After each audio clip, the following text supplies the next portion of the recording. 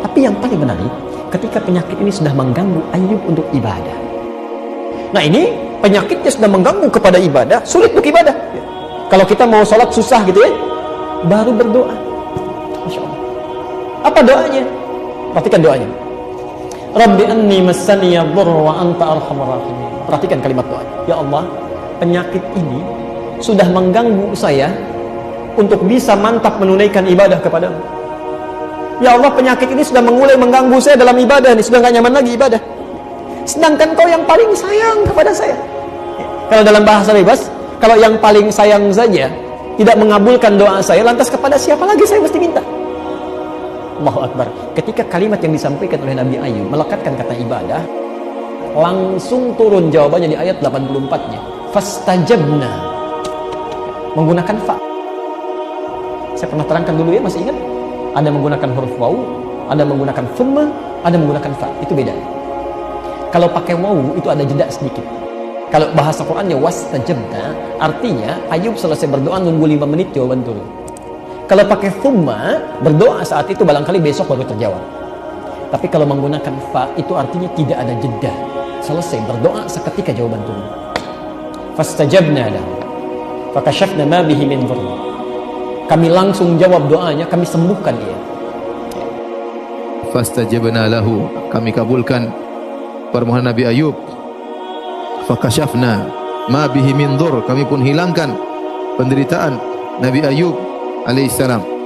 Kata Allah, urkud birijlik hadza muktasalun baridun wa syarab. Tendangkanlah kakimu kepada tanah, akan keluar mata air yang kau gunakan untuk mandi. Maka dia pun menendangkan kakinya, keluarlah mata air, dia pun mandi. Ya, dia mandi. Seluruh yang di tubuhnya semuanya hilang, luka-luka, borok-borok, semuanya hilang. Tubuhnya menjadi sehat kembali, menjadi segar kembali, menjadi gemuk kembali. Ya, tadinya kurus krempeng, nampak muda kembali, wajahnya ganteng lagi. Kemudian dia tendang lagi kedua kali, keluarlah air, maka dia pun minum. Wasyarab, dia pun minum. Maka seluruh penyakit dalam tubuhnya yang tadi di luar sekarang di dalam semuanya keluar, semuanya hilang. Maka dia pun bangun dalam kondisi segar, sehat. Lalu Allah Subhanahu wa taala memberikan baju kepada Nabi Ayub alaihissalam. Kemudian tatkala itu air yang tadi dia buat mandi berterbangan menjadi belalang emas. Maka dia pun ambil bajunya, maka dia pun ngumpulin belalang-belalang emas yang jatuh tadi. Fanada rabbuhu, maka Allah berkata, Rabbnya kepada Nabi Ayub, Ya Ayub, wahai Ayub, alam akun agnaituka amma tara? Bukankah aku sudah mencukupkan engkau ya Ayub? Sudah banyak belalang-belalang emas ya. Tapi Nabi Ayub terus masih ngumpulin terus. Kata Nabi Ayub, bala ya Rabbi, benar aku sudah cukup. Walakin la ghina li an barakatik, tapi aku tidak pernah merasa puas dari keberkahanmu. Ini dalil boleh seorang mengumpulkan harta halal sebanyak-banyaknya, boleh. Karena harta halal itu berkah. Harta haram bukan berkah. Semua harta halal itu apa? Berkah. Maka seorang boleh mengumpulkan harta halal yang berkah dengan syarat dia niatkan untuk Allah Subhanahu wa taala. Dan dia tahu bahwasanya dia tidak akan terfitnah. Tapi kalau orang tahu, dia sadar kalau dia kumpulkan harta yang banyak, dia terfitnah, lupa untuk ibadah, maka tidak boleh. Kemudian istrinya kasihan. Meskipun sudah diusir, dia kasihan, suamiku bagaimana nanti makannya. Maka dia cari lagi suaminya. Istrinya balik lagi karena kasihan Ayub, nanti siapa yang kasih makan. Meskipun dia sudah diusir, dia balik lagi. Ini istri soleha seperti ini. Maka dia pun balik cari suaminya.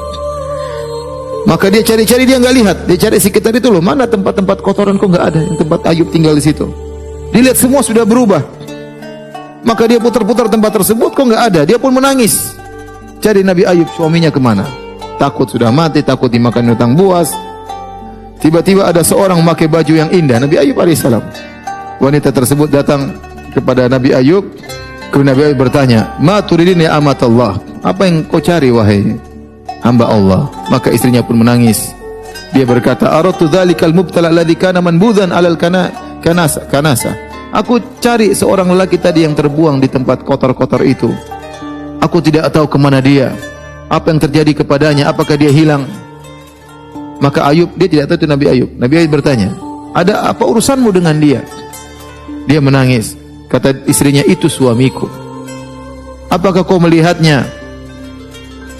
Kata Nabi Ayub, apakah kau mengenalnya jika kau melihatnya?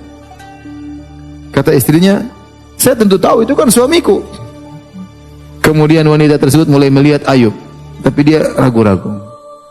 Tahabu, dia kayak tunduk, lihat lagi, tunduk lagi gitu. Dia bilang, adapun suamiku, dia mirip sekali sama kamu, kalau dia lagi sehat. Maka Ayub berkata, akulah Ayub yang kau pernah minta kepadaku agar aku menyembelih untuk syaitan.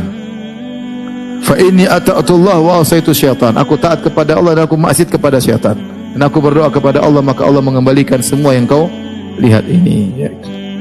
Akhirnya Nabi Ayub pun setelah sembuh, dia pun berusaha memukul istrinya yang Allah sebutkan, khudh biyadi wa khudh biyadika dhiksan fadrib bihi. Jangan kau pukul dengan 100 kayu ya, tapi ambillah cukup rumput ya atau semacam lidi seperti itu, kumpulkan, sekali pukul saja 100 sekali pukul, jangan pukul sampai 100 kali cambukan.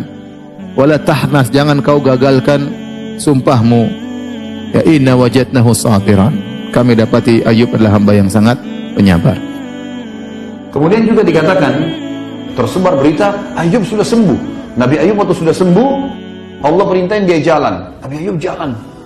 Dilihat semua, Ayub, orang semua kagum. Luar biasa, sembuh. Alhamdulillah, Allah sudah sembuhkan. Semua orang tersebar berita. Apa yang terjadi? Ini hari pertama. Hari kedua, teman-teman, seluruh negeri datang membawakan hadiah buat Nabi Ayub alaihissalam.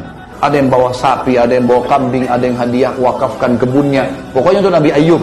Dalam satu hari di hari kedua, kekayaannya Nabi Ayub menjadi double dibandingkan kekayaan 20 tahun yang lalu. Tidak bekerja apa-apa, Allah datangkan dengan caranya.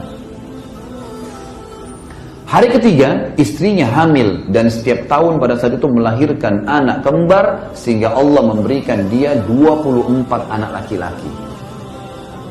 Padahal tadinya 12. Tidak ada yang mustahil bagi Allah. Cuma butuh keimanan dan jadikan sabar sebagai pegangan hidup kita.